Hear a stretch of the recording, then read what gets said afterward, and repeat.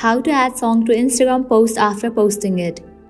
Let's get started. Launch your Instagram. You will land to the home page. Now head towards your profile. Now open the post in which you want to add the song. After you open the post, at the top right of the post you will find 3 dots. Click on it. Click on the option Edit.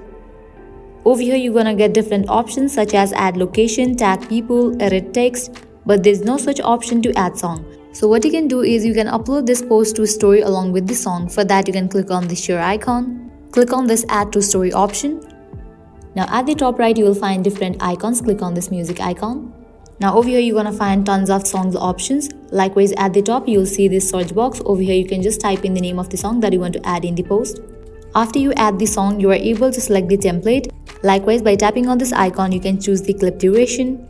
Over here, you will see this rectangle icon. By swiping on right and left, you can select the particular part of the music. After you are done with the editing part, click on Done.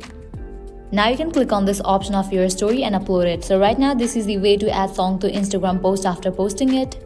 Likewise, another way is you can re-upload the post, and that way you will be able to add song to your post.